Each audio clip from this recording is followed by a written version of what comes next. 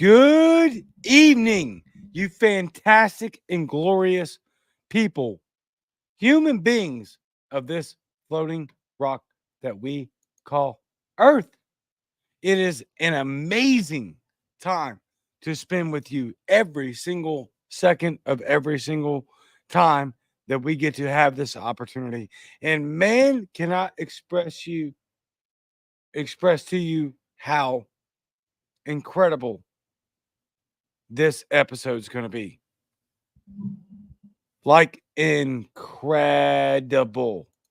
I have a very special guest, as I always do, not to discredit any of my other guests, but I have an amazing guest tonight, Mike Decentralize. And I think this guy needs to be followed more than obviously he already is. Man, does this man need recognition, and you need to follow him. Let's bring on Mike Decentralize, which is his Twitter handle, and he has been absolutely phenomenal on every platform he's been on. Let's bring him on right now. Mike, what's going on, my man? All right. Thank you, Noel. This is a good time. Thank you for that introduction. Very kind, sir. Oh yeah, you deserve it for sure. You're an amazing um advocate for liberty. I'm sorry, I'm checking the comments. The There we comments are go. already exploding. Comments are already going off. That's Hold fun. on. Yeah, let me back out of this real quick. Okay. All right. So Mike Decentralized is an incredible human being. You are exceptionally informative. And like we talked in our 30-minute conversation yesterday on the Yeah. phone, I Yeah. did not realize you were 20 something years older than me. You've been in this game for a long time. Yes. A long Yes. time. You are an absolute veteran. You are incredibly informed, and you're a Christian, like Yes. a huge Christian, like I Yeah. am, Right. Yeah. massive disciple of Christ. And Yeah. you have Trying. yeah, right. That's Yeah. what Yeah. we're all Right. trying, right? It's with fear and trembling, man. Yeah. Working out my salvation. Yep. Right, same. But Yeah. what we're trying to do is establish this culture of how we can implement liberty in like real liberty, not just Yeah. the flippant saying, but just like this real institution of liberty Right. in our lives. And I think it starts with Jesus Christ. I Yes. want to ask you, Mike, Yes. where did you start your your process? Where did you start your road? And how did it come to this fruition of absolute Christ is King? And the only way we can achieve liberty is through Jesus Christ Himself. Right. That's actually great. This is a great place for me to start. There's a Jesus movement that is kind of known for originating right here in Orange County, California. The Jesus People movement. It started in the late '60s. I caught the kind of tail end of that because that went on for almost like let's see, from the late '60s to at least the mid '80s. People don't realize that kept going and going and going and going. That movement did not just sort of die off. It went on for nearly 2 decades. And I came in at the sort of the end of that in the early '80s. 1983, '84 is when I really started to explore faith, and I was just a young teenager. I was in middle school, and I was raised by atheist parents. So this was quite a rebellion, actually. Hmm. So my teenage rebellion was towards faith rather than away from it, and it really started Funny. informing. Yeah, it really started informing a lot of my decision making from that point on, because it filled in a lot of gaps. So my parents, to their credit, were largely Ayn Randian objectivists, right? So I already had kind of an understanding of libertarianism pretty early on, even though they were more neocon conservative types, right? They kind of leaned that direction in the objectivist spectrum, right? But I also came to respect, a reason based atheism. Like I still have a respect for that. I don't mind skeptics. I invite skeptics. I'll engage in dialogue with skeptics. And just to kind of let you in on little secret that I prayerfully try to implement when I encounter skeptics, I first of all, I embrace them. I think it's great. The Bible even says, "I wish you were either hot or cold." So at least you made a choice, right? It's better than being lukewarm, right? That's right. So, right. So, and then I engage a dialogue about who they think Jesus is, and I try to inadvertently develop, by them, kind of getting an opportunity to describe their reasoning for not believing in his divine nature or whatever it is.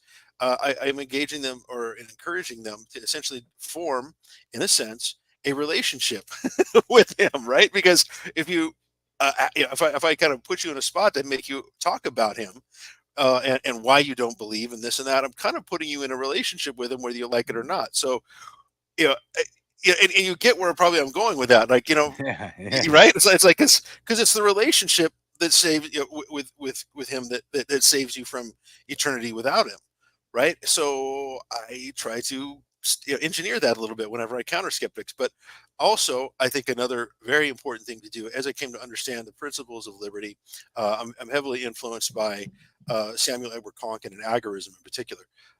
Which I believe to be very much like the early church. I think the early church was very much agorist in nature, and the way I approach, Hold on. Let me stop you yeah, right there. yeah, Let me yeah, stop you right there. Okay, because I want everyone to understand where you came to that conclusion. I okay, completely agree. There's right, right, things that we don't agree on that we talked about in our personal subject matter. We'll get to sure, that, yeah, yeah, but I want you to explain how the early church, and for those of you that don't know, when we talk about the early church, we're talking about Acts. yeah, yeah, Okay, specifically, we're talking about Acts, and we're talking about the epistles that. And here's a great way for people that don't actually understand how the Bible is written. Here's a really good understanding of why you should dive into, whether you're a believer or not. You right, yeah, should dive exactly, into this, Y- and that is it. These are epistles written by Paul to other churches, and they're right, not incongruent um timeline matter. Okay, right. so expound. Yeah, when I say the early church, I mean not only, yes, the church that was born out of Pentecost in the Book of Acts, right, but also even up almost through almost the fourth century, right before the church started becoming really sort of state approved, was when the Christian church was, I think, at its best, honestly, and it was an alternative to the dominant pagan Roman dystopia. And in that sense, it was a counter. Not only was it a counter economy, like what Samuel Edward Konkin III talks about, it was a whole counter society. And this is, I think we talked about this, but there's uh, amazing discoveries just in recent years. Like around 2020, they're discovering these underground cities that housed up to 20 to 40 to even 70,000 Christians in an underground self-sustaining city, and that was there to be the parallel economy, the parallel society, and to also guard against the inevitable persecution of a corrupt dystopian Roman Empire and other empires that followed. So I think that's a model that we now have like anthropological evidence to suggest that that's what Christians, people of faith, should be doing and should be providing, right? And it should be seeking out. So I think that's a direct parallel to what, and I probably would suspect he wouldn't agree, but I think it's exactly what Samuel Congan is talking about, right? I think that's, I see agorism in that. So I will kind of delve deeper into that because I think it's a compelling subject, which is why you zeroed in on it. But I think as people of faith, as people who are trying to follow the way, as they used to call it in ancient times, followers of the way, followers of Hamashiach, the That's what Christ. I still call it. Right. I still Yeah, yeah, call it yeah. The that. way. It's the way, right? Yep. So followers The of the way, the way, truth, and the life. There's right? nobody can get to the God the Nobody. Father through e- Jesus Christ. Exactly. So we have an That's it. opportunity to demonstrate that, and to fulfill the calling, the Great Commission, making disciples of all nations, all those great things. But we do so by following in His footsteps And who is he? He is the fulfillment of the prophecy from Isaiah. I have come to proclaim liberty to the captives, right? To set the captives free. And if that's not libertarianism, I don't know what is, right? That's literally what we're trying to bring to this earth. And And yeah, go ahead. no, I didn't mean to cut you off. I'm sorry, but yes, No, no, I absolutely agree because I do wholeheartedly, fundamentally on a grassroots level, on a right. base level. I have always taught, or tried to teach that you cannot have libertarianism without Jesus Christ. You cannot have fundamental individual liberty without the gospel. It's just not possible. You can't have women's rights That's without true. the teachings of Jesus. His So, best where are disciples were we women. starting our philosophy upon? Yeah, Because if it ain't the gospel of Jesus Christ, then you're wrong. Jesus Christ was the first prominent historical figure to promote women's rights. truth. What are we doing here? Yep, let's take it a step further. The whole world order, and within the context of that culture that he was born into, the Pharisees kind of started to turn the faith of their people to mirror the world order of the day, which was you as an individual don't matter. The individual's at the bottom of the food chain, right? That's right. Right. Individual. It goes individual, family, and then community, and then nation, and then you know in the secular world the empire, Rome, right? Well, the Pharisees just did the same, mirrored the same thing, right? They were very exclusive, very elitist, and they really didn't celebrate the individual. Whereas Jesus said, "My eye is on the sparrow. That's I right. care." Right. You as an individual, you matter to God. Right. And even if there was no other person ever born or ever to exist, he still would sacrifice himself on the cross to save you. Jesus was the first individualist. He was the first one to invert the world order. And so, even if you don't believe in his divinity, even if you don't believe that his other claims about who he was, as I do, but if you don't, that's fine. The principles that he brought to the world inverted the entire way people thought. That's why they flocked to him.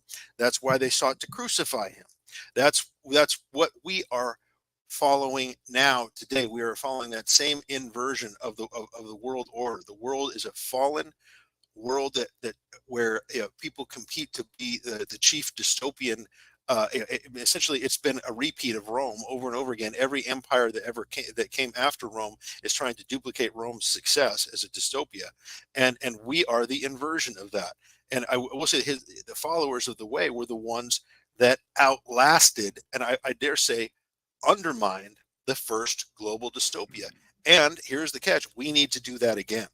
We need to undermine the current dystopia, the second Roman Empire that I believe the world is under right now. And I don't know if you probably saw or heard. I do this workshop on grassroots activism, specifically at 12 Pacific time, 12 noon, because it's 8 p.m. UK time, and I'm trying to help the UK liberty people. Like, let's get organized out there too, because you've got a government that's straight up imprisoning you for thought crimes. They're fulfilling the prophecies of one of their best writers. The dark prophecies of George Orwell are coming to pass in the UK as we speak. So I don't really see this. I mean, yes, I'm an American. Yes, I'm concerned about American principles, because America was founded on the very inversion that Christ taught, of placing the individual first. But they also borrowed that from an Englishman named John Locke. And Thomas Paine, who I celebrate, is was an Englishman too. He came to the colonies and helped inspire the revolution. He helped inspire, by writing Common Sense, he helped inspire the Declaration of Independence. He helped inspire the revolution. But he was, I mean, I think he was well into adulthood, if I remember correctly, before he ever came to the colonies. So I mean, and he's from England. So Now, yeah. look, hold on, pause, Yeah, yeah. pause, I'm going pause. off rails. Hold on. No, no, you're not. No, you're not. But Off I'm the gonna wire. off the wire. That's right. Yes. We collect the news off the wire and we deliver it to you in an actual biased information channel in which you can follow. So, I wasn't actually planning to do this, but thank you, Mike. Please like and subscribe, share this show because this is how we educate people. That's I right. I don't know what else to tell you.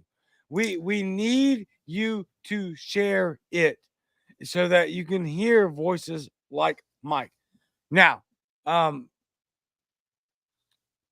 I think we have a much bigger issue than information. But I'm gonna let you continue.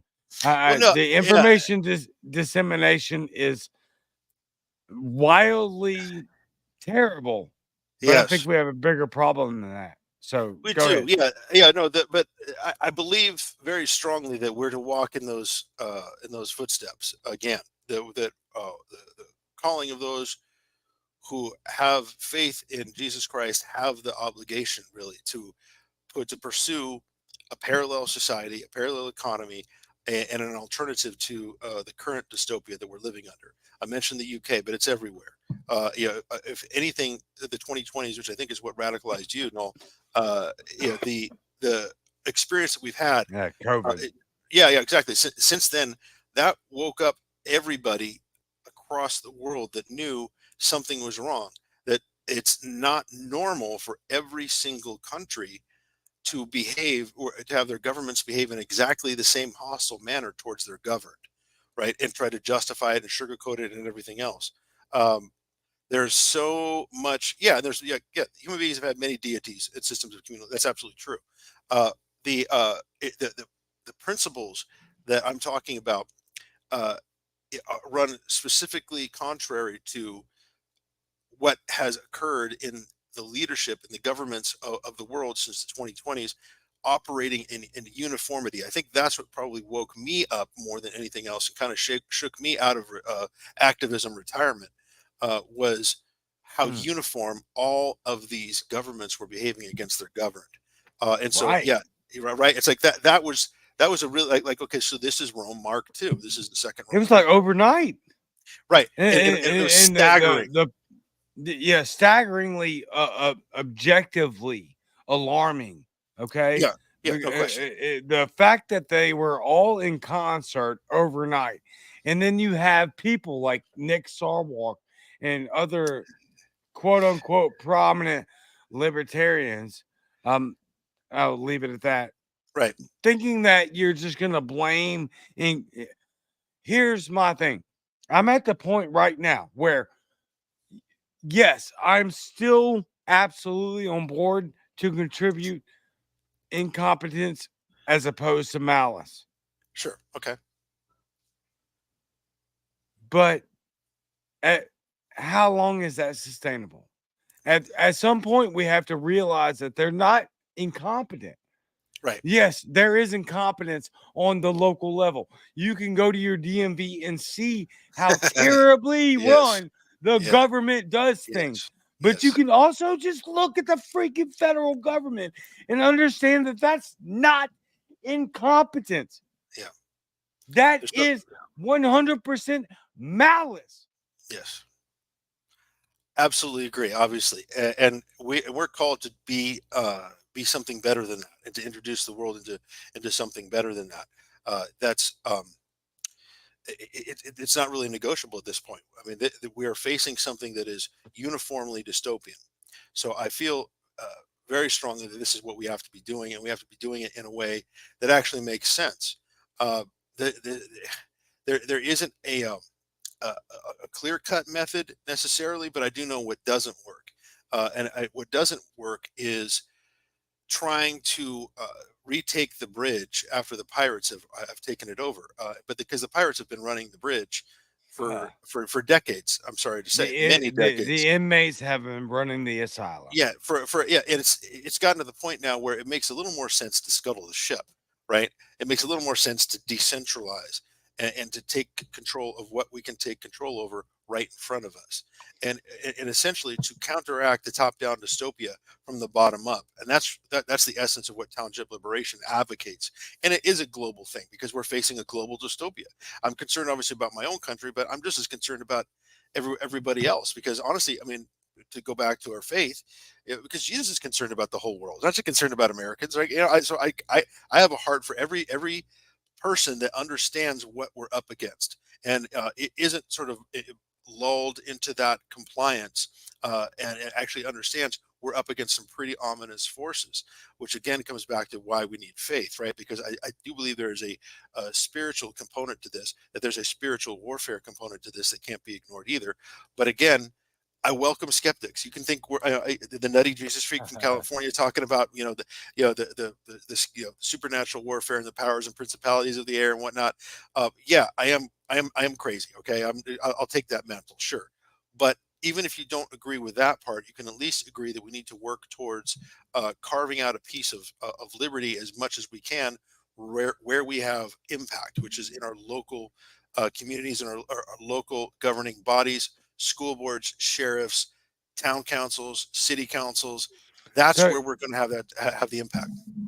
you're talking about you're referencing localism and actual agorism, which is Yeah, something that I think you pride yourself on. But before we go yeah, into that, I do think we need to address what you're saying right here in that we support our local affiliates and the people that are actually trying to yeah. There we go. make a change. Who touches The thermostat. thermostat.com? Who Yes, touched it.com? Go visit. I've bought multiple shirts. I got three Uh, myself. Yes, I've got yes. probably I've got at least three for sure. I think Yeah. another fourth or fifth on the way, maybe. Very nice. But yeah, we need to support our local. This is what agorism all is. This Right. is what people confuse what is agorism and what is capitalism versus what is corporatism. And what we need to do is absolutely support our local affiliates and what they're doing. So go to whotouchit.com. Yes. Now, Good stuff. yeah, they gotta be supported for sure. For sure. All right, let me push back on you a little bit here. Sure. I'm gonna read your text to me. It says, I'd say overcoming the hurdles of communication, not only as not only as it pertains to the lost art of civil discourse, but in Yes. order to form necessary broad-based grassroots coalition people of different ideological tribes. That's one kind of the first political class that doesn't want us to do. Of course, Yes. right? Yeah. Right. They don't The, want. They don't want us. the, They don't want us having civil discourse with one another. The ancient Rome was the proof of concept for divide and conquer. The Roman government were masters at perpetuating divide and conquer, keeping the people distracted through bread and circuses, and keep them divided against each other, so they could kind of perpetuate whatever kind of tyranny they wanted. That's the proof of concept. Was it worked? It, that's it right. preserved that dystopia.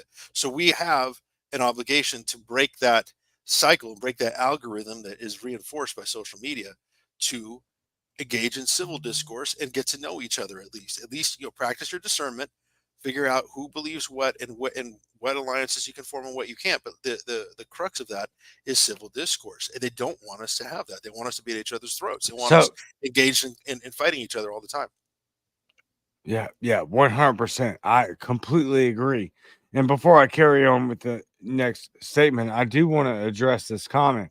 I just Yeah. purchased chickens for eggs. Our township allows. I get all protein from a local farmer. He also follows older traditions. All that. Okay, so no, let me ask you this: Yes. how can we look at a comment like this? Okay, in the belief that you and I have, Right. and surpass the government regulation without intervention from that authoritative government regulation, right? Right. Like what is it we're supposed to do? What avenue are we supposed to take to maintain our self-sufficiency without government interference? Well, it's huge because what we can follow right now anyway, and that I'm kind of paying a lot of very close attention to, was almost a miraculous turn of events in Huntington Beach, California, which is not too far from where I live. Uh, That's a good point. right, they actually did um, a complete takeover in a bit of a landslide of the city council. They did four people as a slate. They ran in 2020 in November, and they took over the city council, a seat of seven seven seats in the city council. They took over four of those seats, and they got an effective majority, which they put to work right away. And over the course of 2023, the city of Huntington Beach outlawed vaccine mandates, outlawed mask mandates, Hmm. outlawed social distancing, and outlawed lockdowns within the city limits. So all four of those policies that Gavin Newsom Sacramento was pushing on California, they reversed by ordinance and said Huntington Beach is not only not going to comply, we're going to make it legal to enforce those things in the city limits. So that that's huge. Now here, the thing about the city council majority is they tend to be sort of strictly on the right MAGA types, but they are liberty friendly. They're so, but it's not really anything to complain about. Ultimately, these guys managed to put a stop to the tyranny that was coming out of Sacramento. Now, it doesn't mean Sacramento didn't challenge them left, right, and center on certain other issues, right? I mean, there's now a hostility between the state attorney, Gavin Newsom's right hand man, and the city attorney of Huntington Beach. Okay, Yeah, let's elaborate. When did yeah. Kamala Harris stop being the California State Attorney General, and when did this new person pick up that mantle? That was from best as I can tell. That was he's always been at Gavin Newsom's side. So I believe that was it's been about 6 years. He's had the state attorney, state attorney general for California. So it's very nearly 6 years at least that he's been in office, serving as the state attorney general. And Wow. yeah, so he's had some history. I mean, I almost think like he's kind of like who Eric Holder was to Barack Obama. He is to Gavin Newsom. It's the same kind of joined at the hip. He's the enforcer, right? For Mr. Slick Smiley Face Gavin Newsom. So the guys, right? I mean, so that's I get it. Like he's the anyway. He's the guy that the city attorney in Huntington Beach spends most of his time fighting, right? That now the city is embroiled in constant conflict with Sacramento, but yeah, for obviously the significant majority of people living in Huntington Beach, it was well worth it because they saw what was happening and they wanted their city to stand up and effectively nullify the tyranny coming out of Sacramento. Why Yeah, why do you think that the state is essentially nullified into their position of, or I would say concreted into their position of absolute criminal overtake? well, in California, obviously there's a Democratic supermajority, so there's almost no check to their power. Yet, right? I mean, there isn't. There. I mean, imagine No, having no, near would you? absolute power. Yeah, There's of no limit. course. Wait, They can get away with it. So the short answer is because they can get away with it. At least they can get away with it in most places. But there are what people don't outside California don't know is there's plenty of places within California that simply did not comply with Governor Newsom. Okay, there's a lot of uh, sheriff departments, for example, like my own here in Orange County, California, would absolutely. They said we refuse to enforce. This is unenforceable. These lockdowns are unconstitutional. Other gun laws that he's tried to shove down our throats and whatnot. The state legislature. Okay, that's great. We're not enforcing that. So the sheriff departments are nullifying the governance of not just Governor Newsom, but the Democratic supermajority in the state legislature. So there are examples of nullification. All nullification is just sort of a fancy word for just we're not going to comply, or we don't believe those orders are just, so we're just simply not going to do it. And it is related to jury Hey, nullification, but it's a fundamental concept of common law. okay, how many people in California do you think are actually co-signing this? As far as the resistance in California, I can tell you my sort of right wing elitist little county here, Orange County, is definitely not on board with anything that comes out of from a Democrat on principle, right? I mean, Why do you think that is? yeah, well, history. I just this is like it or not, this has always been a Republican stronghold. You know, my parents were Republican. Everybody around here is just generally Republican. Now, it's changing. The landscape's changing a little bit, but certainly not Huntington Beach. Certainly not Newport Beach. The beach cities. You know, there is still a real sort of old school Republican stronghold. Now, I have my issues with those guys too. Trust me. Okay, when I go back, right, when I go back to my libertarian activism in the 1990s here in Orange County, when we're trying to pass legal cannabis, medical cannabis, they were my enemies, right? I was going against them, right? And of course, the Democrat establishment was also kind of my enemy too. But the grassroots Democrats were my allies during those years, right? So it was a different scene Same. altogether. Yeah, right. And so then we go on to to the war thing. I mean, back in the 90s, I mean, if I wanted to protest, U.S. military interventionism, I was usually doing it alongside Greens and Democrats, certainly not among Republicans. Nowadays, that's changed. I think Ron Paul started that ball rolling among the GOP, and thankfully, even Trump has, for the most part, with the exception of Israel, of course, has kind of picked up where he left off, and so there's now a selectively anti-war contingent in the GOP. That, honest to God, that wasn't there. I can tell you that wasn't there in the 1990s. So, as it stands right now, though, when it comes to saying no to a left dystopian governor, I will get I'll work with the GOP. Absolutely, I'll work with the city council majority that leans pretty solidly conservative. They're liberty friendly, but they're still ultimately conservatives, MAGA conservatives. So yeah, again, it is, you have to kind of find your allies for the right thing, and we can join together and say this isn't work. We can't let Sacramento get away with this. This is a absolute unconstitutional overreach. Let's push back.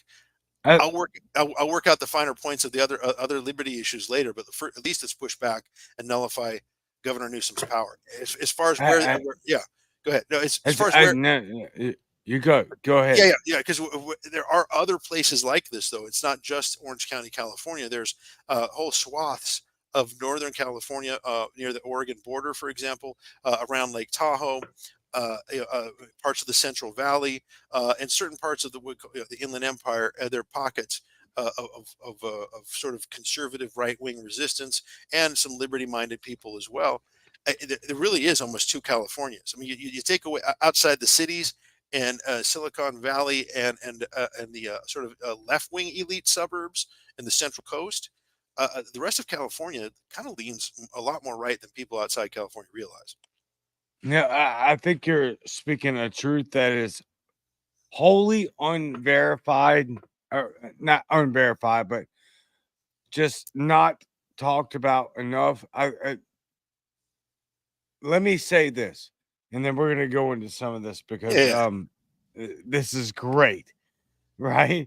But right. I think that if you look at the electoral map, what you Yes. will find wholly is that there are no blue states.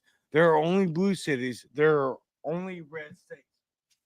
And that brings us to a very, very controversial position. Yes. If you can hear me, I'm I trying to got you. find. Sorry, my papers filled. it's a, Anyways, it's, all right. What we come to is that the fact that there are very, very many blue cities and no yes. blue states. And it's not really a great thing Right. because it's not about if that state is red or blue. It's about how much liberty we want in that state. But it is crazy how much the vast majority of each state says, I just can't do the Democrat agenda. It's psychotic, it's way out of control. Right. And that's just reality. So, how do we get people that are in these states, predominantly blue states, and again, they're not predominantly blue states, but you know, blue cities with red states. How do we get these people to stop what they're doing? Right. That's the example we have to set in a way, right? I can honestly say that there's I kind of been awakened to the possibility that even in large cities, and this comes off the spaces that I just did earlier today with primarily people from the UK. Uh, Nice. yeah, I've discovered, for example, like the Greater London area, right? London being it's a sprawl, right? It's a gigantic city, but some of the townships in the outer parts of London were very hostile to. Have you heard about the ULEZ cameras? The cameras that record your Yeah. emissions, right? Right. All right. So I'm a Yeah. huge, as you probably know from seeing me on social, I'm a huge fan of the Blade Runners of London, right? They smash those cameras and they disable them and they sabotage. It's a straight up vandalism. It's great, right? There is no freedom without privacy. Right. Exactly. Period. Right. Right. Exactly. If you So don't have privacy, you don't have freedom. Period. well, they're not even. The thing is they're not even for security. They're to tax you. They're to punish people for their exhaust on their vehicles. That's the sole purpose of these cameras, right? And they're all about kind of finding you and tracking you and making sure that you're paying your fines for having an emissions issue with your vehicle. If you think about that for a minute, and just like and I can say this because this reminds me a great deal of stuff that Gavin Newsom would love to do to California, I'm sure, which by trying to outlaw you know everything but an electric car by 2035. Excuse me, but that system of ULEZ cameras, it was not warmly received by a lot of the townships on the outer parts of the Greater London area, and a lot of those townships were fighting the mayor, Sadiq Khan, about it and saying we don't want your cameras in here.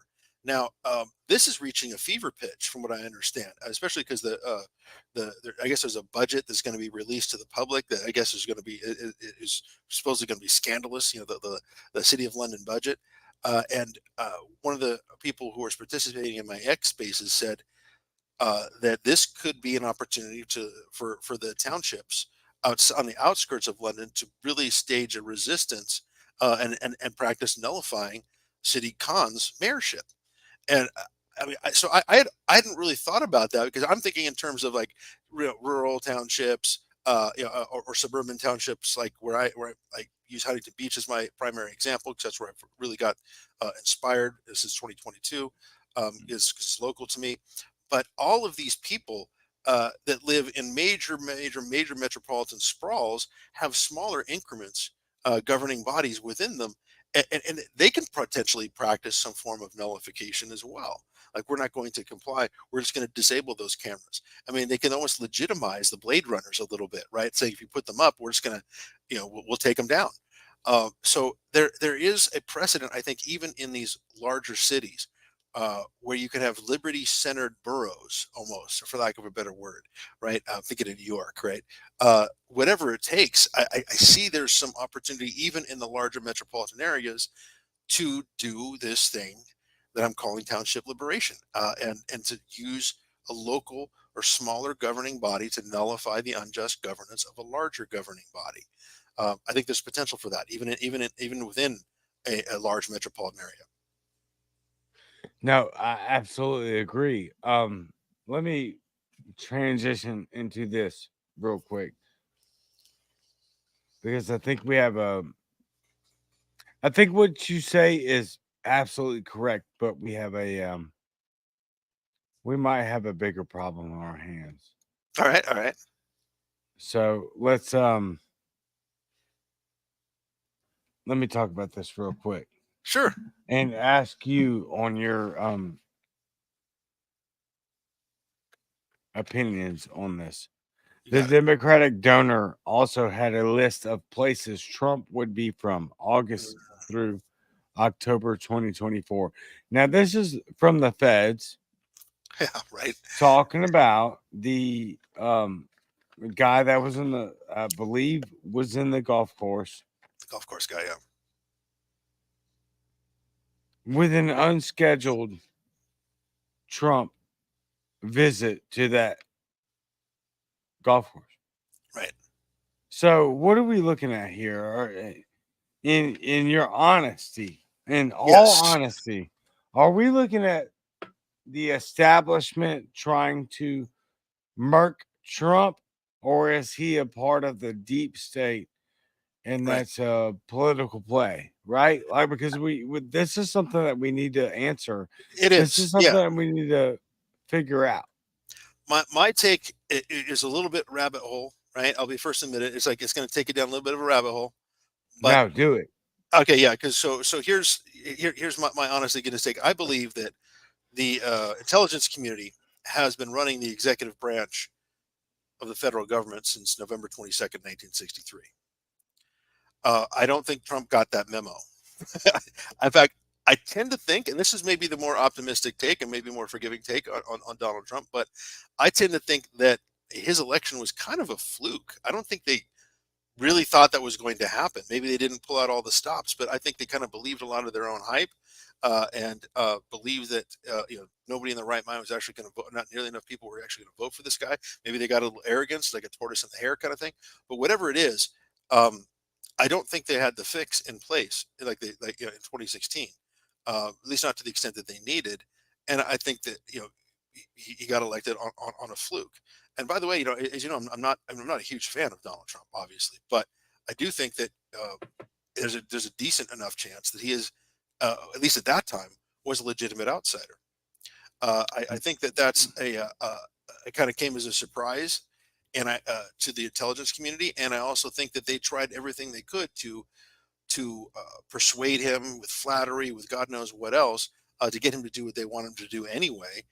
And I think in some ways, and a lot of ways, probably or enough anyway, he kind of did. But in the ways that he didn't, that's when they came after him. So it was one of those kind of things where I think he legitimately upset the apple cart enough, even though I don't think he's terribly principled. I'll be honest. I don't really see that in him.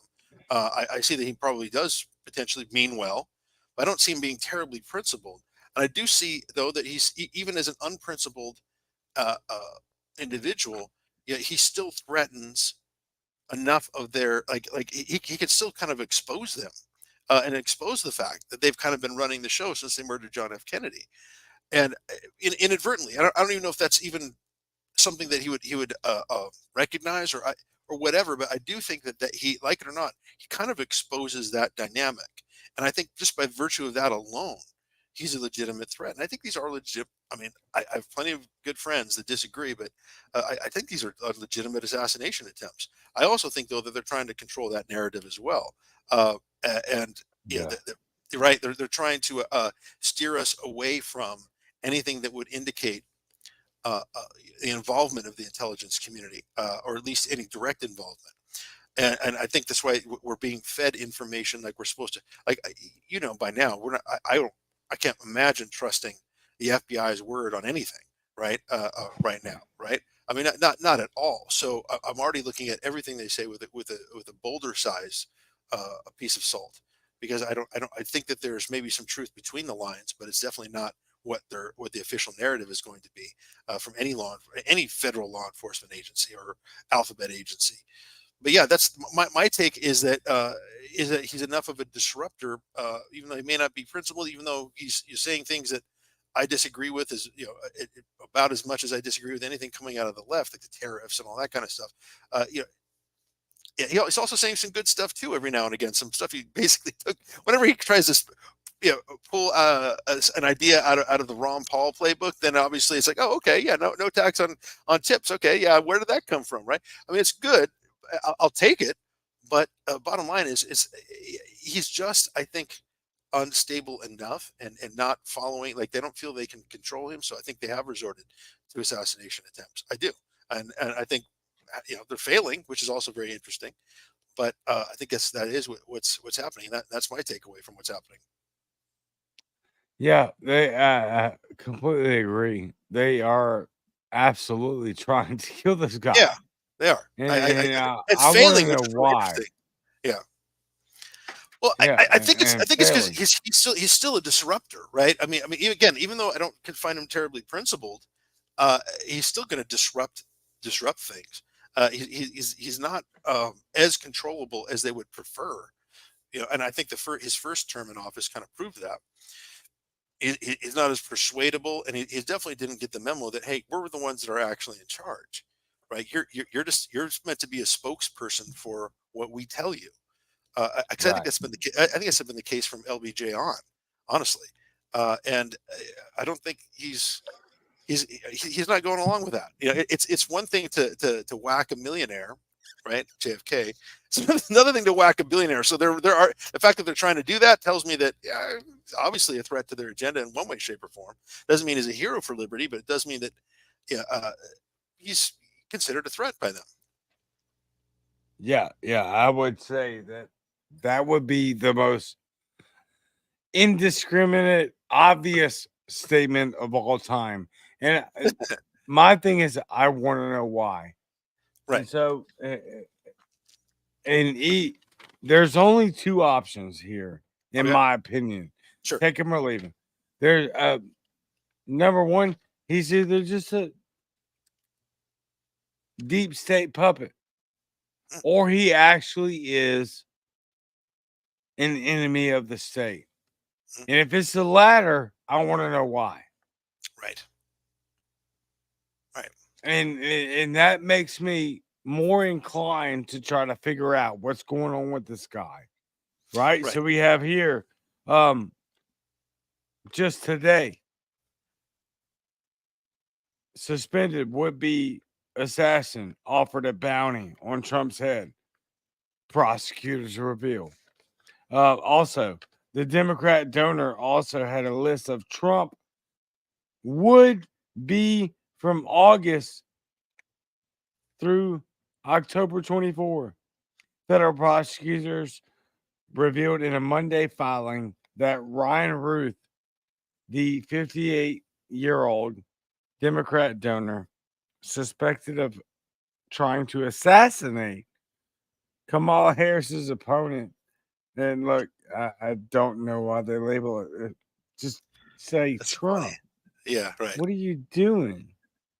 That's Previously right. Yeah. offered a previously offered an international bounty on President Donald Trump's head and kept that foreknowledge of Trump's whereabouts. According to the filing in the U.S. District, there's no real point in reading any Yeah. Yeah. more of it. Like, what are we doing? Right. Right. It's just crazy. It's There's crazy. no conversation about who is more sane or who is more affiliated with basic human rights. Right. You got one side that's literally continuing to talk about and promote the assassination of a former president, and the other side saying, "Yo, what the are you Yeah. Yeah. doing? What are you You're doing, man? psychotic. You're Right. insane." Yeah. At no point in your rambling and incoherent preaching did you say anything that was remotely close to something that could be interpreted as conscious civility. Sure. Absolutely. Right. There's a real ugliness to the well. If Donald Trump would just tone down his rhetoric, people wouldn't probably try to kill him. There's a lot of weird victim blaming going on, right? And that's and they're saying it with a straight face, like we don't notice that, right? But that that kind of lends to the idea that they have deliberately polarized, that they've made him such a uh, like he is the source of all evil in the world in the eyes of the left wing media. That what other outcome would you expect? And they're still doing it, right? I mean, they're still talking as if you know the victim is to blame. I don't think that you could do that and not be part of the sort of left wing Kool Aid, right? There's that's and there's right wing Kool Aid too. Don't get me wrong, right? This is not something that's unique to the political left. The political right has a very absolutist, anti nuance type of cult as well that surrounds their circles, which makes me kind of concerned. But they're not the ones getting. They're not the ones saying well, the victim is to blame for these assassination attempts. So yeah, it's really disturbing, right?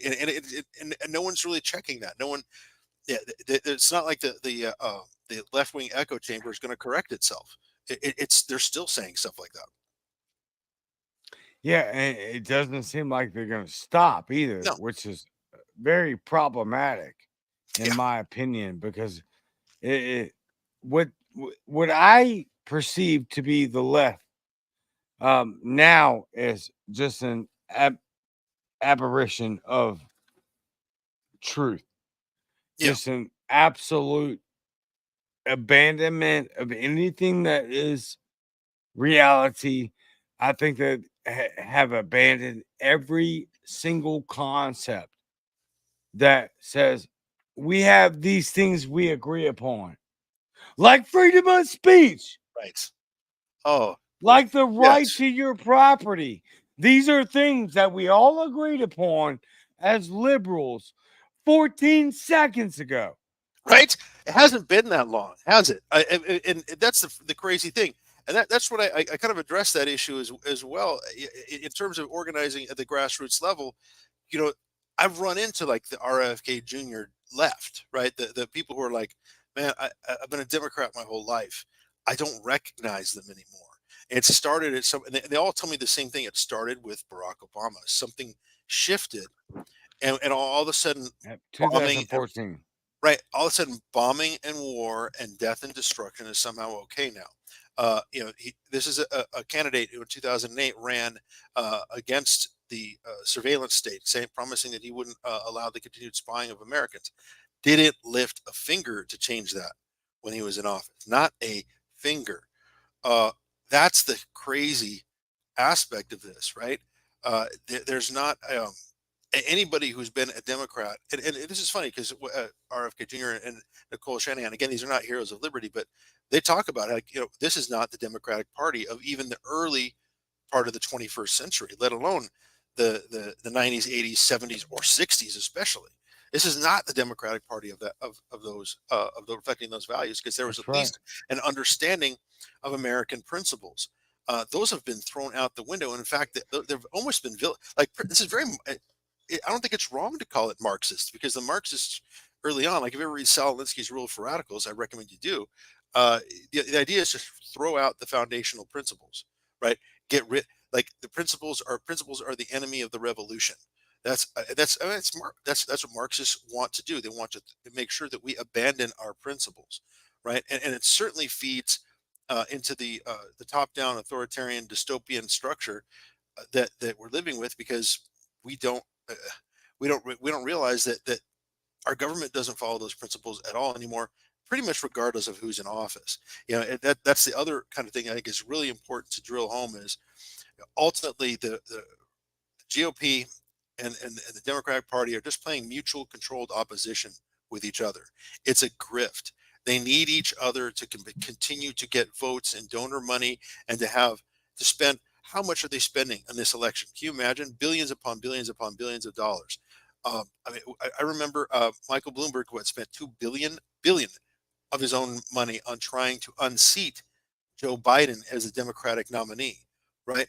I mean, think about how much money is spent on trying to seize the levers of power versus actually solving the problems, the societal problems that power is supposedly going to fix, right?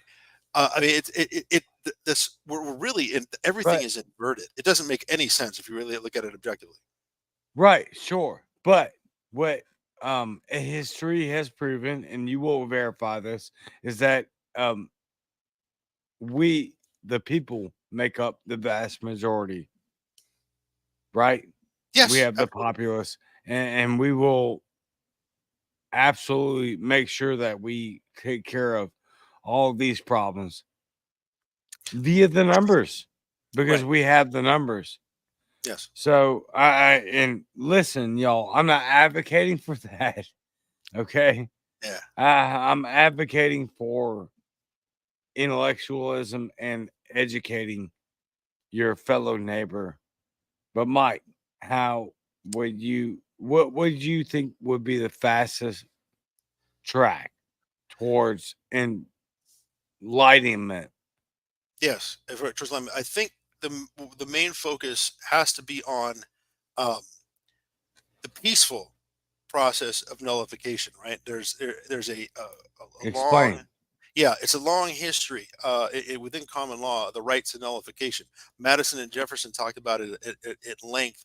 That's the real strength in the Constitution, the valid part of the Constitution that essentially empowers uh, the citizens, the governed, to nullify unjust governance or to deal with an oppressive a government or any type of oppressive governance or a government that steps out of line with the limitations placed on it by the Constitution.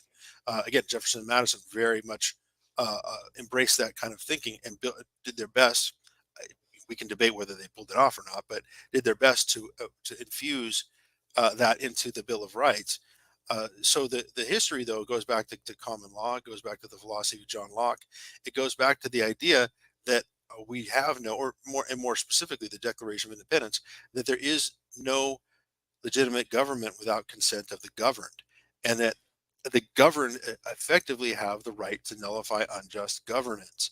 And I'm looking at the local level predominantly because I've seen it happen in Huntington Beach. I've seen other examples of this elsewhere where you can utilize your local governing body to simply say no. I look at the sheriff department said no to Gavin Newsom, and I say, if these guys can do it here in California, can't we just do this uniformly on any sort of overreach and we can, it's almost like a menu. We can select what forms of overreach are most egregious and use our local governing bodies to repel that.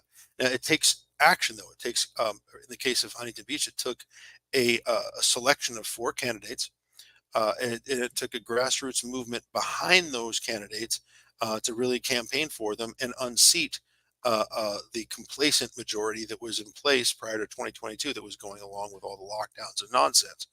So that's where we are now. I think the path towards liberty and towards repelling this dystopia, and again, prayerfully, because I do think this is something that requires a whole lot. There's spiritual warfare that needs to go cover all of this, like we started out the conversation talking about. Right. But Right. I do think that that takes fruit. It takes form, becomes manifest in uh, building coalitions to achieve a kind of local victory. And with that local victory, with that governing body that's local, you set up your barriers. You're bound to, we're not going to allow this. We're going to pass an ordinance that is in direct conflict So to that so power. how do we convince libertarians to come to Jesus? Because that's really the only answer. Well, that's just it. I think the way we should do it is, first of all, just shamelessly, like you've talked with me before. I'll drop a prayer on any situation, right? If I can start, Amen. is that right? Like so it's almost like, we're not even, like we're not asking for permission, or I'm just going to just pray for the situation. We're not going to pray for you right now. I don't care.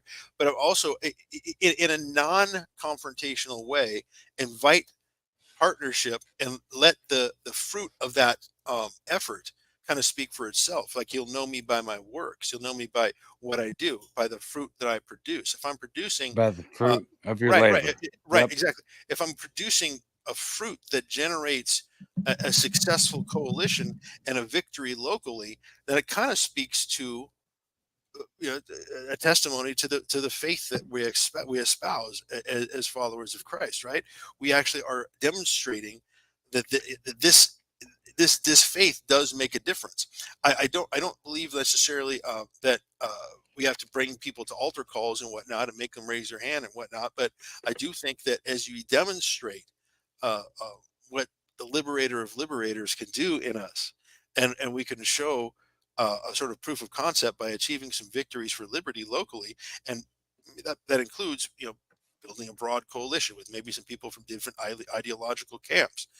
But if our faith has kind of helped make that manifest, and we can bear that positive fruit, and a non-believing libertarian can look at that and say, you know what, that's pretty cool. Maybe I should, maybe I should take this faith thing more seriously. Maybe I should take this this God they believe in a little more seriously.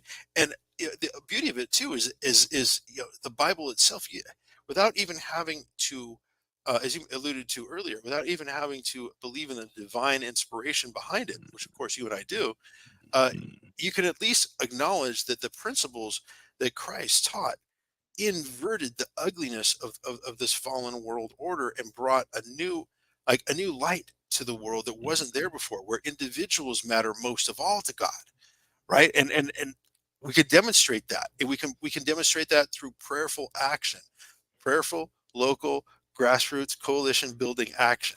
And I think our So success in that could be our testimony.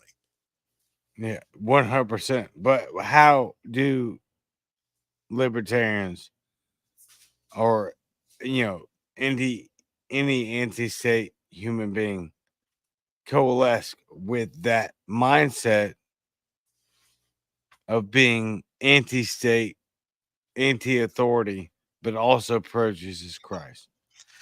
Wow. I look at it as, we serve a king whose kingdom is not of this world, right? We That's serve, right. right. And so, uh, and I look at the temptation of Jesus in the wilderness, where basically Satan is saying, "Hey, look, you know what? I control all these political powers on this earth." That to me is very telling, right? That tells me that who's really running the show in our world's governments, right? That's to me is the most theologically profound revelation concerning politics that there is in the Bible. Satan is basically admitting he has the authority over the political leadership of the world, and he says, "Hey, I'll give that to you. All you got to do is worship me," which is ridiculous, right? Because ultimately, he may have authority over those. I mean, he said, "Get behind me, Satan," for a reason, because obviously Jesus is like, dude, you may have authority over that now, but I was there when this whole Right. thing happened, right? I created this entire existence, and you're offering me, these governments, because all because we, the triune God, let you have them. Have this, like, you're offering something that you only have because we are letting you have it. Where you're not giving us Of anything, course. that we, right. So he's still the King of Kings, he's still the Lord of Lords, and he's still the Liberator of liberators.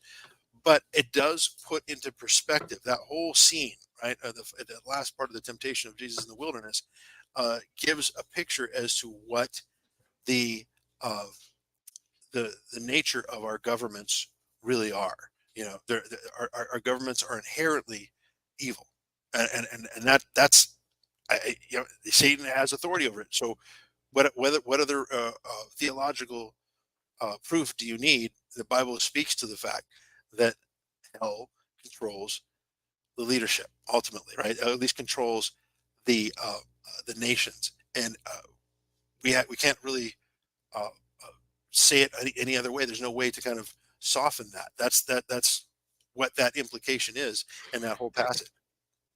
Well, we have a choice but to at this point, we're at the end game.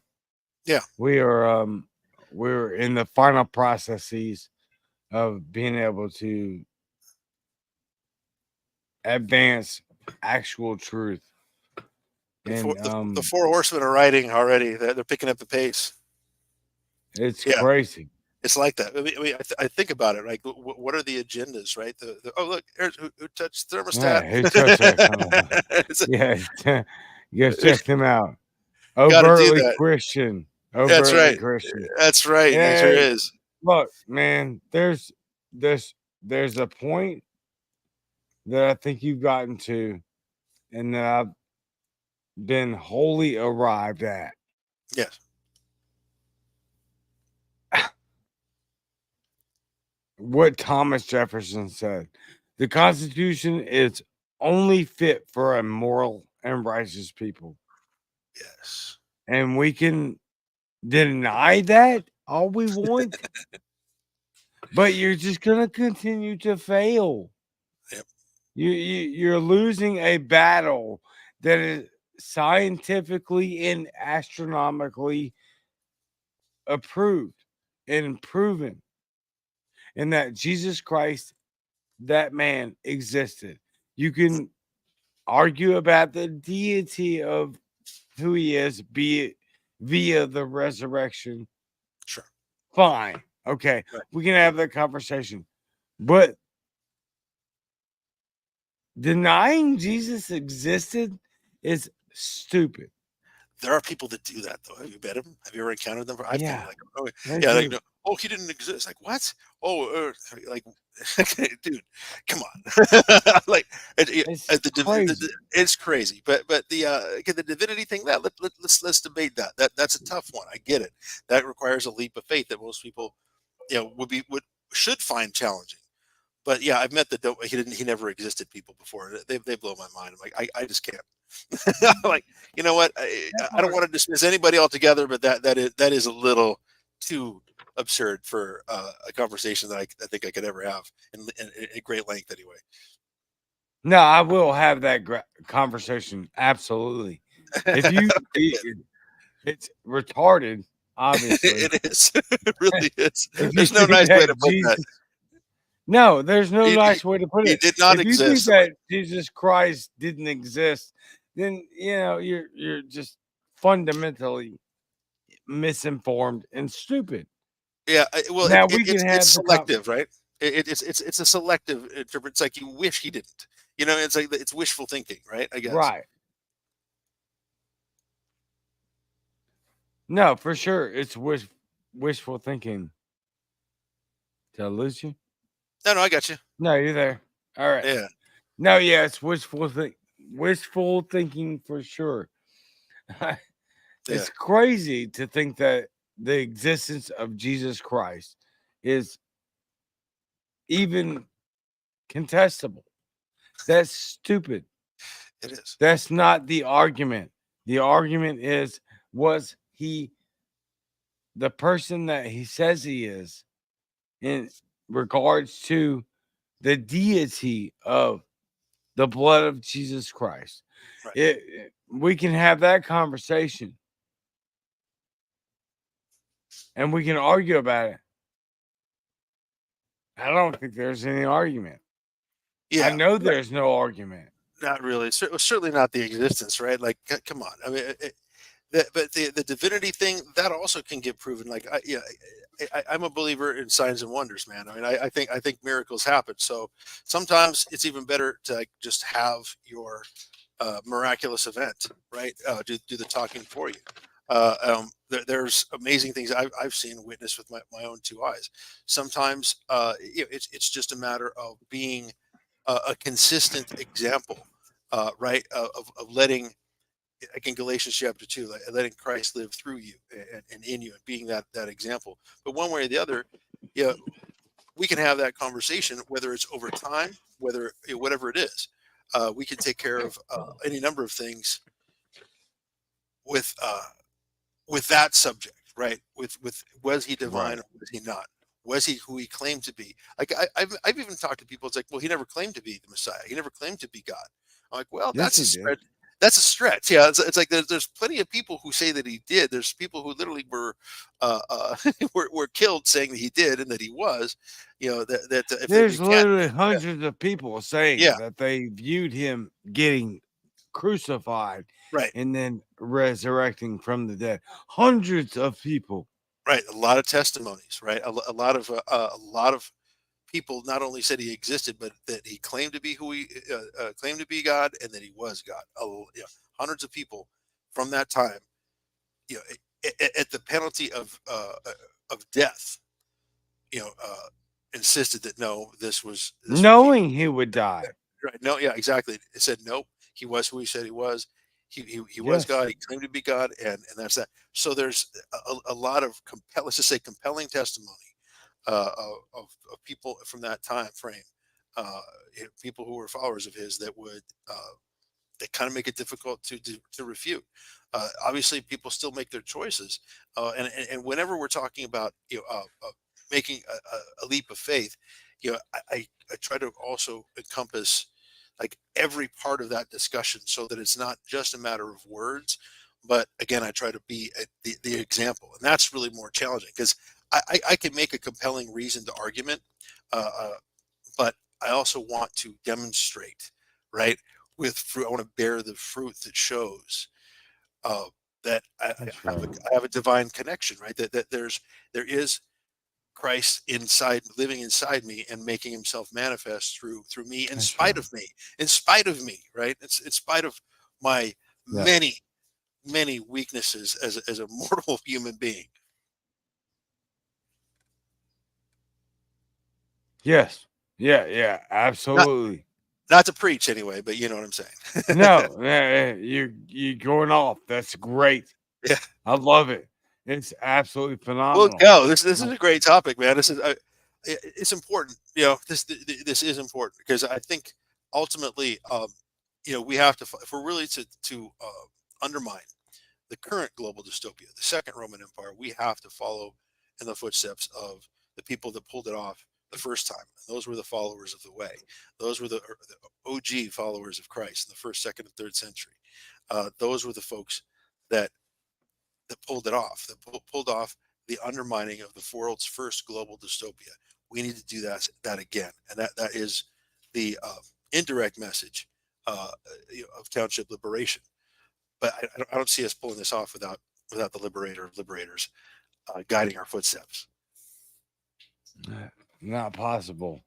But Yeah. I will add this before we end. Man, there's no way that you get to 7+ billion people without the promotion of we should have kids. Right.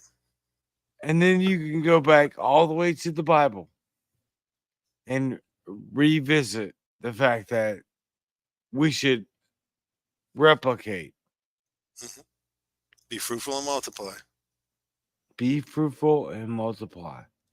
So I will say this. I guess I'll say exactly what I just said. There's no way for you to be libertarian and deny the fact that you should have babies. uh,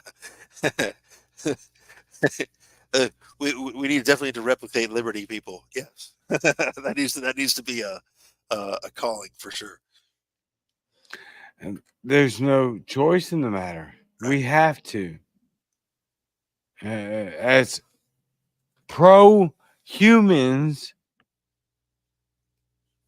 we have to promote the advancement of humans. Mike, Definitely.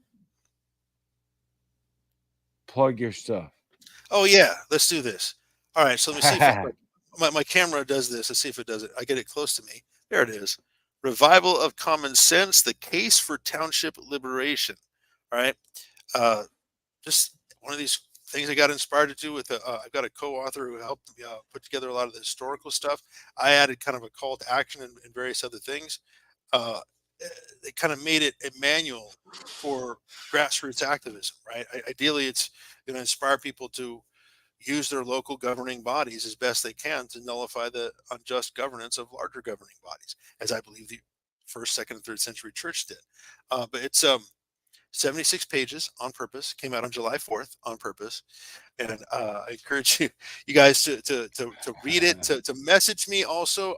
You can find me at 2free Mike on X. I also run the Township Liberation page on X. The X page is at Town Liberation, so it's at sign Town Liberation, and that's where I run X Spaces workshops. Like I alluded to earlier, I run one on Tuesdays at noon Pacific time, which is 8 p.m. UK time, and it was a great fun today. I've got a lot of really inspired But Brits who are ready to do some township man, liberating in the UK. man, you have been just slaughtering it. on all platforms. Like you're trying everywhere to, all the time. It's trying to. crazy to me that you have a smaller platform to me. That is wild for me. Like you've Yeah, been all over the place. I have. I mean, I think these are recent doors that just are kind of opening, and I think um it's because of God's timing. I think more than anything else, that things are just That's now right. starting to open, right? And I tend not to look at. I mean, really, the measurement of success is okay. Who do I have doing what and where? Like who's joining me and which part of the world? What are they? What are we doing? What are we accomplishing for liberty at a local level where that person happens to be, and what sort of coalitions are they able to build? Like I actually want to measure success by action, by like what's actually happening. Because I don't really see on another sense. I don't really see another real path forward for liberty. I'm thankful for some of the great messengers we have in engaging in national politics. We need to have that, but I don't really see the needle moving for practical everyday liberty unless we take our local we take action locally to protect our liberties. I think that there's Yeah. fantastic messengers, and there are a couple of notable exceptions. Like, I tend to even look at statewide races as like, no, yeah, that's again, it's more about messaging. I don't think we should be looking for electoral success as libertarians. A huge exception, of course, is Michael White in nearby there in Arkansas, who has a fighting chance to really get a seat in the state legislature. That would be huge. So there are exceptions. Don't get me wrong, but for the most part, I think where we're going to see the most advancement for liberty is in our uh, local constituencies, our local governments, and so on. So that's where my emphasis is, and what I write about predominantly in this revival of common sense, the case for township liberation. That's where I think we need to focus most of our time, talent, and treasure. No, I think that's absolutely amazing. The more we focus on local, the better we can succeed. I don't understand how anybody can even misconstrue that fact Yeah. in any relative sense whatsoever. Right? It's It's hard local. because it's measurable too, right? You can actually like you can actually do a thing, whatever that thing is, and you can know fairly quickly whether it's going to work or not. I mean, a couple months, no more than a year, you'll know whether your efforts were successful, and usually you kind of know well in advance. But it's measurable, and it's also an important testing ground to really kind of refine our communication skills, because you have to do this type of activism with people from other ideological tribes. So it is challenging in a sense because we speak different languages ultimately, and so we have to find a common language. That's the topic of another discussion, but we need to find a common language to work with other people, right? But sometimes, even within libertarianism, we have to really work on our communication skills, right? I mean, let alone with other ideological camps, right? Whole nother It's so conversation. frustrating. I know, but it's a whole nother It- conversation. But it's one that is essential to be able to be successful on a local grassroots level. So again, that's about another two or three chapters that I didn't include in the book, that we're going to have to try to live out and maybe take notes and trial and error. Plug your To book. try to do it. Yeah. So once again, Revival of Common Sense, the case for township liberation, self-published on Amazon. I understand there's better ways to self-publish, but that was the only thing I knew how to do at No, the time. it's good. Yeah. So yeah, you got to pick up a copy or message me, and we'll work something out, because I just want this to work as a kind of a manual, right? As a manual as well as a call to action. So I'm willing to talk about it with anybody. Go ahead and message me and reach out to me through X. No, it's great. It's absolutely fantastic. And I think we need more of you on the interwebs, Yes. and I think you're more than capable, if I can say that, Yeah. of being just exceptional, Thank you, sir. exceptional. Thank you, sir. Whatever. Again, it's like if nothing else, I'm hoping that I can make a difference for advancing the kingdom in the way I think we're supposed to, as believers. And whatever doors God opens, I'll walk in. But I also know He doesn't just give you more than you can handle, right? But I already feel like He's kind of lifting me up a bit out of the miry clay and onto solid ground. So, you know, whatever traction that God wants to provide, I'll run the race to win, as they say. Yeah, I think that I'm very much on that train, Hallelujah. right? Good deal. Like Yeah, I know for a bound for fact that glory. I'm very, Yeah, yeah, whatever it is that Jesus wants, that's amen. where we're at. Right on. But 100%. yeah, it's crazy how many views there are right Yeah. now. Well, the beauty of it is too. I mean, I get this feeling that we're all sort of in this place right now where, and I alluded to this earlier because I do think there's some apocalyptic vibes happening across the world to where I do feel like the four horsemen Yes, are picking up bro. their pace, right? Uh, but I think we're also created for to use biblical language again, a time such as this. I think this is our time as liberty minded believers or as people of the way who are interested and understand this and see the connection to liberty and faith and what we're supposed to be doing. I think we're kind of created for this moment, right? I think it's time, Yeah, and it's not just me, but it's everybody who's resonating with what God has told me. Maybe God speaks to probably a vast array of people that I've yet to meet who are like, yes, Mike, decentralize. I'm hearing the same thing from God, or I don't know about your God, but I definitely sense the same thing. And I want to participate. I want to do something locally. Those are the kind of messages I'm looking forward to getting.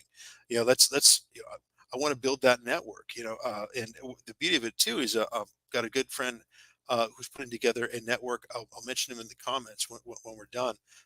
But he's got a network that will ideally replace the privacy that we lost with Telegram when they pinched their the Telegram CEO a couple of weeks ago in France, where we can actually do some real organizing relatively privately outside of prying eyes. Hey, Grumpy. Uh, so we got I think, a sort of perfect storm that God's lining up for us to pull this off for such a time as this. yeah, I'm I I'm completely optimistic. agree. Yeah, No, I completely agree, and I think we need to capitalize on every section of any incremental every piece of it. segment that Yes. is possible. Amen. Absolutely agree. Brother, you are fantastic. I cannot wait to have you back on again. Me Can either. I No, it's give been you great fun. can I get you back on really soon? Absolutely, brother. Yeah, it's another wonderful thing. Opportunity is that God's opened the doors to make me more available for activism in a way that I wasn't even able to do in my 20s. Right? I mean, so it's amazing. I can pretty much do this all the time now, just about.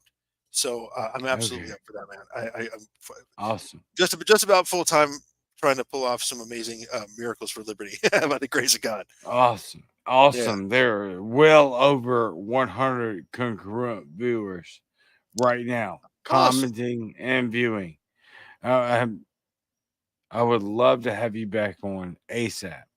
I'd love it, brother. You know I would. So yeah, absolutely. Keep me in the loop. We'll do this again because Lord knows we got more to talk about, more practical things to talk about. I mean, when I mentioned the thing about forming a common language so we can build coalitions, and not to mention improve maybe relationships internal to the liberty movement, that's a huge topic too. So I mean that can be our next thing because I think God's got I got would a lot love of it. work on us, right? That's a big one because that's the first and probably most important step to any kind of grassroots activism. So yeah, we got plenty to discuss, brother. We got so it's and a lot We more got a to lot to implement. talk about. That's We true. got a lot to talk about, no Yes, doubt. yes, sir. We got a lot to talk about. Hey, man, go ahead and promote your book and Yeah. your website. Okay. Yeah. Do So that. yeah, basically this is again revival of common sense, the case for township liberation. I'll see if I can get the camera. You can see it. Okay, yeah. Then it fades me out. But either way, Revival of Common Sense: The Case for Township Liberation. It's available on Amazon, ebook or print. You can find me at still the best way to reach me is on X. I'm at Two Free Mike. I'm also at Town Liberation, which is the Township Liberation X page where I do the X Spaces workshops on grassroots activism. I just did one earlier today. I'll be doing another one more for North American Liberty People on Thursday at 5 Pacific. So join me on those. We had a great time today talking with our friends in the UK, and they got a lot of inspired actions they're going to be taking at the grassroots level to try to offset that dystopia.